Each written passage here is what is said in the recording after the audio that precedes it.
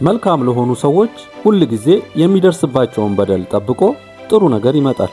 ይህችን የተበደለች ምስኪን ልጅ ምን ይገጥማት ይሆን? ታሪኩን አብረን እንከታተል። ከዕለታት በአንድ ቀን ሩቅ ባለ ሰላማዊ ትንሽ ሀገር ውስጥ አንድ ደግና ቆንጆ ወጣት ልጅ ትኖር ነበር።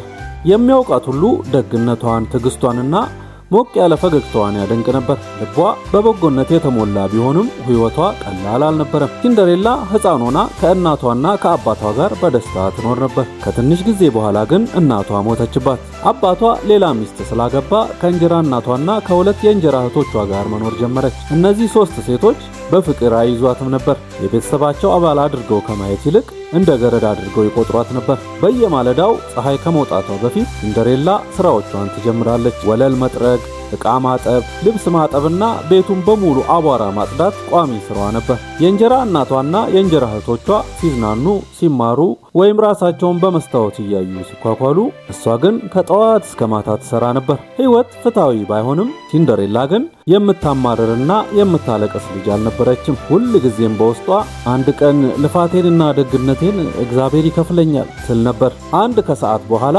የንጉሱ መልእክተኛ እነ ሲንደሬላ በር ጋር ደረሰ።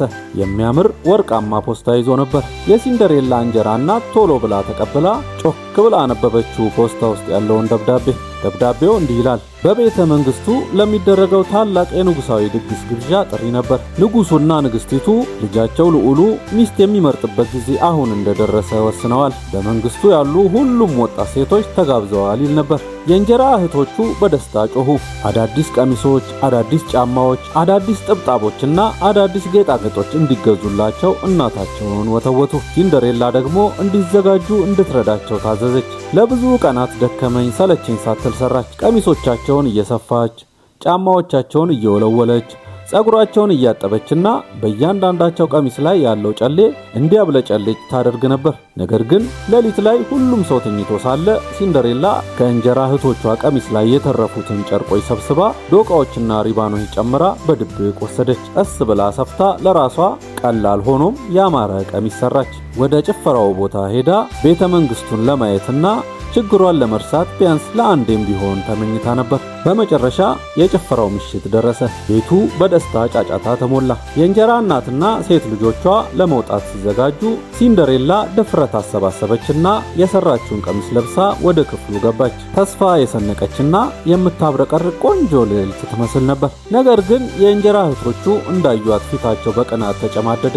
ያ ቀሚስ ከኛ ይበልጣል ብላ አንዷ ጮኸች። ሌላዋ ደግሞ ከኛ ጋር መምጣት አትችይም አለቻት። ሲንደሬላ ምንም ነገር ከመናገሯ በፊት ቀሚሷን ያዙና ሪባኖቹንና ዶቃዎቹን ከላዩ ላይ ቀዳደዱት። በጣም ከመቀዳደዳቸው የተነሳ ሲንደሬላ በድንጋጤ በሐዘን ተንበረከከች። ከዚያም ወደ ኋላ ሳያዩ ሁለቱ የእንጀራ እህቶችና እናታቸው ወደ ጭፈራው ቦታ ሮጡ። ሲንደሬላ ወደ አትክልቱ ስፍራ ሮጠችና ከአንድ አሮጌ ዛፍ ስር አለቀሰች። ህልሞቿ እንደተሰባበሩ ተሰማት። ነገር ግን በድንገት በዙሪያዋ ያለው አየር በብርሃን አንጸባረቀ። ሞቅ ያለና ገር ድምፅ የኔ ውድ ልጅ ለምን ታለቅሻለሽ? አለ። ሲንደሬላ ቀና ብላ ተመለከተችና ደነገጠች። የምታብለጨልጭ ጋውን የለበሰች ሴት የሚያብለጨልጭ በትረ አስማት ይዛ ከፊቷ ቆማለች። ሴትዮዋ አይዞሽ፣ አትፍሪ፣ እኔ የአንቺ የተረት እናት ነኝ አለቻት በፈገግታ። ልብሽ በበጎነት የተሞላ መሆኑን አውቃለሁ እና ዛሬ ማታ ወደ ጭፈራው ትሄጃለሽ አለቻት። በበትረ አስማቷ ጸጋ በተሞላ እንቅስቃሴ የተረት እናት የሲንደሬላን የተቀደደ ቀሚስ ወደ እጅግ በጣም አስገራሚ ቀሚስ ለወጠችው። ለስላሳ ጨርቆች፣ የሚያብረቀርቁ ጌጣጌጦችና እንደ ኮከብ ብርሃን የሚያበሩ የሚያብለጨልጩ የመስታወት ጫማዎች ሲንደሬላ ለበሰች። ከዚያም የተረት እናት በአትክልቱ ውስጥ ያለውን ዱባ ነካችና ወደ ውብ ወርቃማ ሰረገላ ለወጠችው። 6 ትናንሽ አይጦች፣ 4 ጠንካራ ፈረሶችና 2 ሰረገላ ጎጆዎች ሆኑ። ሲንደሬላ ወደ ውስጥ ከመግባቷ በፊት ተረት እናት በቀስታ አስጠነቀቀቻት። አስታውሺ ልጄ፣ እኩለ ሌሊት ሳይደርስ ወደ ቤት መመለስ አለብሽ። ሰዓቱ ከሌሊቱ 6 ሰዓት ሲሆን ይህ ሁሉ አስማት ይጠፋል አለቻት። ሲንደሬላ እንደምታስታውስ ቃል ገባች እና ሰረገላው ወደ ቤተ መንግስት ይዟት ነጎደ። ወደ ጭፈራው አዳራሽ ስትገባ ሙዚቃው ቆመ። ሁሉም ሰው ወደ እሷ ዞሮ ተመለከተ። ውበቷ፣ ጸጋዋና የቀሚሷ ለስላሳ አንጸባራቂነት አስማታዊ እንድትመስል አድርጓታል። ቀድሞውኑ ውስጥ የነበሩ የእንጀራ እህቶቿም እንኳን አላወቋትም። እንግዶችን በአክብሮት ሰላምታ ሲሰጥ የነበረው ልዑል ሲንደሬላን ወዲያው አስተዋላት። በቀስታ ወደ እርሷ በመሄድ ሰገደ። አብረን መደነስ እንችላለን ሲል በለስላሳ ድምፅ ጠየቃት። ሲንደሬላ ራሷን ነቀነቀች። እናም ሁለቱ ሌሊቱን ሙሉ እየተዝናኑ ጨፈሩ፣ እየሳቁ እየተነጋገሩና የጋራ ቆይታቸው ምን ያህል እንደተደሰቱበት እያወጉ ፈጽሞ የማያልቅ ህልም ይመስል ነበር። ነገር ግን በድንገት ከሩቅ የቤተ መንግስቱ ሰዓት መምታት እንደጀመረ ሰማች። እኩለ ሌሊት ሊሆን ነው። ሲንደሬላ ደነገጠችና ራቅ አለች። መሄድ አለብኝ ይቅርታ ብላ ጮኸች። ታላቁን ደረጃ በተቻላት ፍጥነት ወረደች። ልዑሉ እየጠራት ከኋላዋ ተጣደፈ፣ ግን እሷ አልቆመችም። በችኮላ አንደኛው የመስታወት ጫማዋ ከእግሯ ላይ አዳልጦ በደረጃው ላይ ወደቀ። ነገር ግን ወደ ኋላ ለመመለስ አልደፈረችም። ሰዓቱ ከማለፉ በፊት ወደ ሰረገላው ዘለለች እና በአንዴ ሰረገላው ይዟት ነጎደ።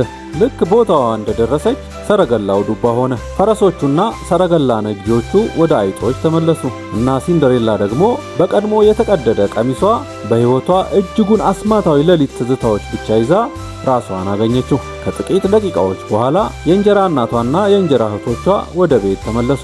በጭፈራው ቦታ ስለነበረችው ምስጢራዊ ሴት እያወሩ ነበር። እሷ ሲንደሬላ እንደሆነች ፈጽሞ አላሰቡም ነበር። በማግስቱ ልዑሉ ልቡ ተሰብሮ ነበር፣ ግን የልጅቷን ስም እንኳን አያውቅም። ያለው ነገር ቢኖር ከኋላዋ የቀረውን አንዲት የመስታወት ጫማ ብቻ ነበር። ስለዚህ በጠዋት ንጉሳዊ ማስታወቂያ አወጀ። መላው ሀገሪቷ ውስጥ ያሉ ሴት ልጆች ሁሉ ለፈተና እንደሚቀርቡና እግሯ የመስታወት ጫማ ውስጥ በትክክል የገባ ሴትን እንደሚያገባ። ስለዚህ ልዑሉና አገልጋዮቹ ሁሉም ወጣት ሴት ያለችበት ቤት ሁሉ እየሄዱ ጫማውን መለካት ጀመሩ። ግን አንዳቸውም ጫማው ሊበቃቸው አልቻለም። በመጨረሻ የሲንደሬላ ቤት ደረሱ። የእንጀራ እህቶቿ ወደፊት ተጣደፉና እግራቸውን በጫማ ውስጥ በኃይል ለማስገባት ሞከሩ፣ ግን ምንም አልተሳካላቸውም። ከዚያም ልዑሉ በክፍሉ ጥግ ላይ በጸጥታ የቆመችውን ሲንደሬላን አስተዋለ። እሷ መሞከር አለባት አለ። የእንጀራ እናት ሳቀች።